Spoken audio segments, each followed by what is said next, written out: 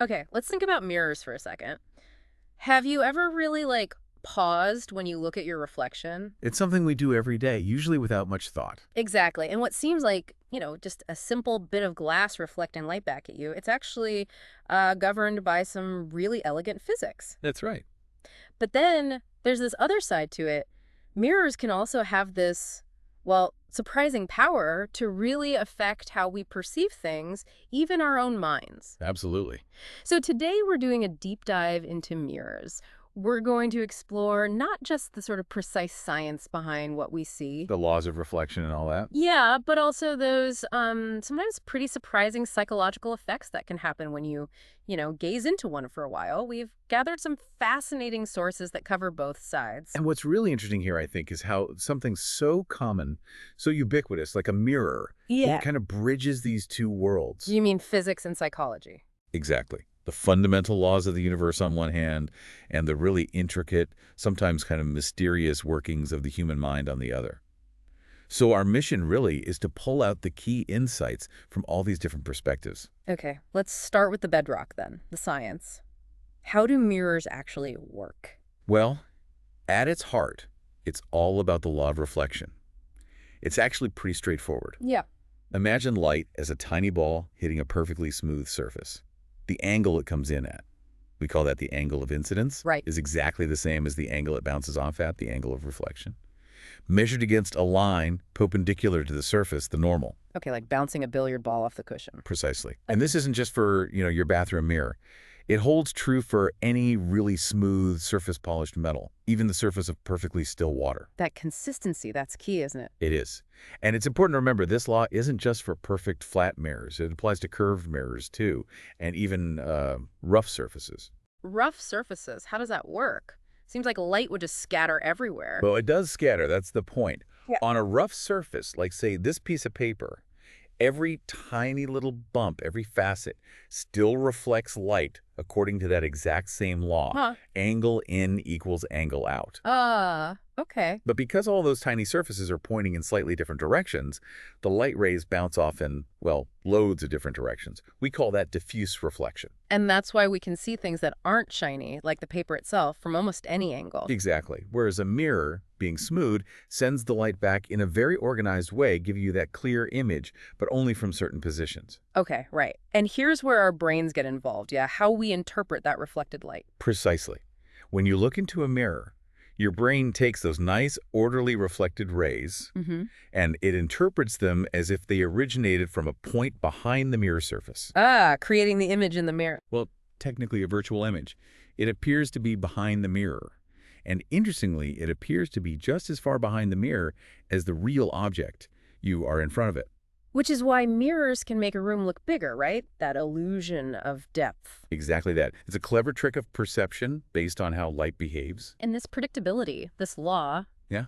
it's really solid. Oh, completely. You can Wow. test it easily, shine a flashlight, or even a laser pointer if you have one, at a mirror at an angle. And watch the beam come off. Yeah. You'll see the reflected beam leaves at the exact same angle on the other side of that imaginary perpendicular line. It's incredibly reliable. And that's why optical instruments work so well. Telescopes, periscopes. Absolutely. Their function relies entirely on the predictable way light reflects and refracts according to these fundamental laws. This isn't something humans invented. It's a basic principle of how light interacts with matter. So it's like a universal truth, like gravity. Pretty much. It works the same way everywhere in the universe, whether we're here observing it or not. No exceptions found. Okay, so building on that precision, let's talk about the edges. What mirrors don't show you?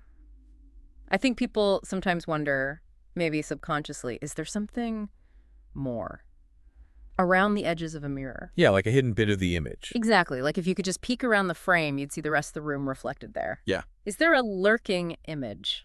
It's an understandable thought, maybe fueled by, I don't know, fiction or something. But optically speaking, the answer is a clear no. No hidden image. Nope. A mirror only reflects the light that actually hits its surface from the scene in front of it. Okay. So the image you see is literally formed by light rays bouncing off objects, traveling to the mirror, hitting the reflective surface, and then bouncing off again towards your eyes. Yeah. If a part of the scene is physically outside the edge of the mirror. Then the light from it can't hit the mirror to be reflected to you. Exactly.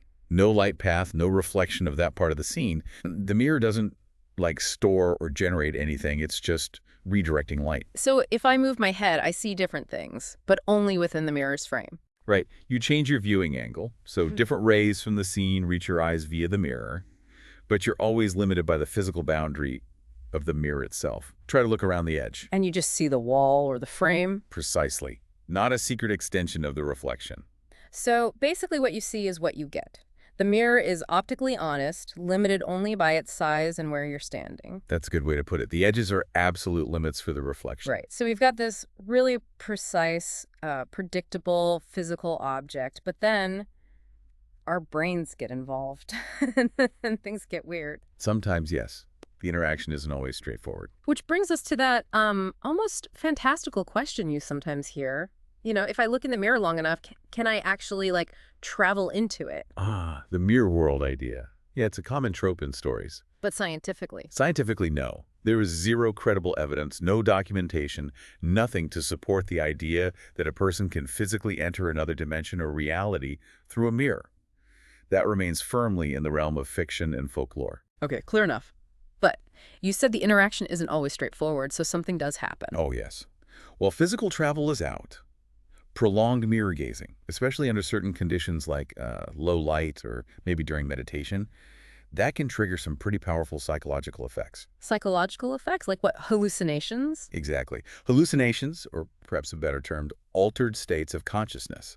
Experiences that feel real but aren't actual physical transport. Wow. Okay, so our brain starts making things up. What kind of things do people actually report seeing or feeling? There's quite a range, and honestly, some of it sounds pretty unsettling. One of the most documented is something called the strange face illusion. Strange face. Yeah, people stare at their own reflection, usually in dim light, and after a while, they report seeing their face. Well, change. Change how? It might seem to deform or morph into someone else entirely, sometimes a parent, living or deceased, sometimes a complete stranger, sometimes even an animal, or more archetypal figures. Whoa. Some even report seeing monstrous or, sinister features appear. The reflection might even seem to move on its own, maybe smile when the person isn't smiling. That sounds creepy. Like the reflection isn't you anymore. That's exactly what some people describe. A feeling of not me, like there's a separate presence looking back. It's thought to happen because when you stare fixedly, your neurons adapt, sensory input becomes ambiguous, and the brain tries to make sense of it by, well, filling in the gaps, sometimes dramatically. So it's a trick of the brain dealing with weird input. Largely, yes.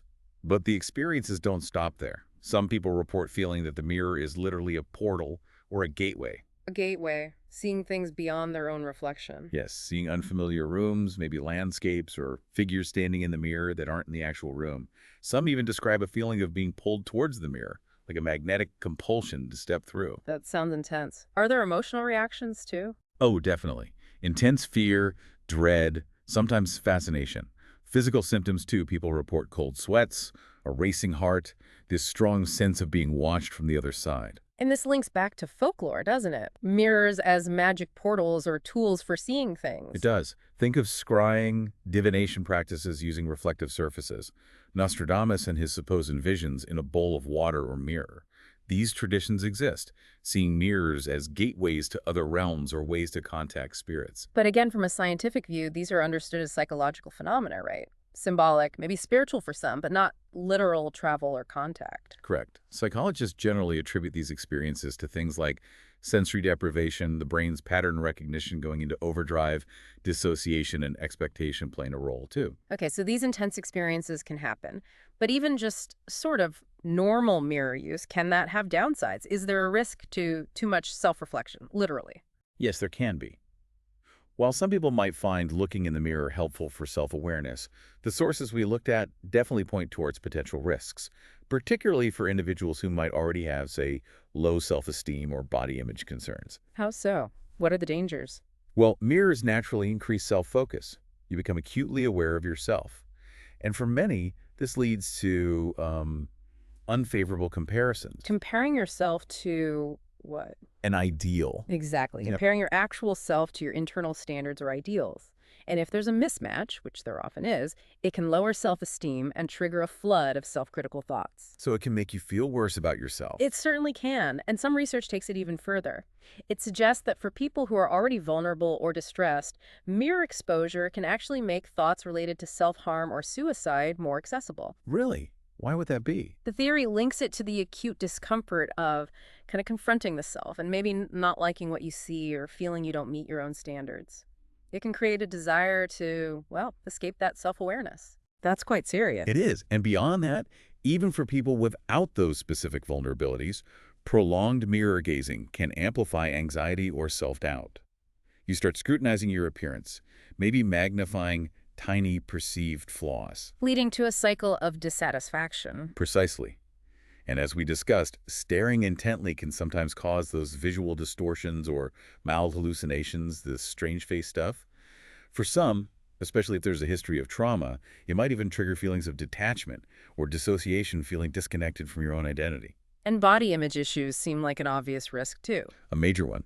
Focusing intently on your physical appearance can really exacerbate insecurities and negative body image, potentially leading to obsessive thoughts or unhealthy behaviors. It can become a sort of vicious cycle. You feel bad, you look in the mirror, you focus on flaws, you feel worse. So the key takeaway seems to be that while mirrors reflect light accurately, our interpretation and reaction can be complex and sometimes harmful. Exactly.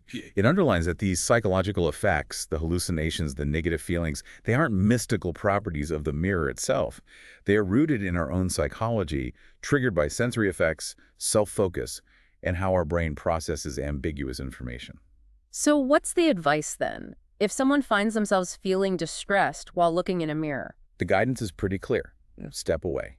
Stop the practice. If those feelings persist or are severe, it's really advisable to seek support from a mental health professional. Right.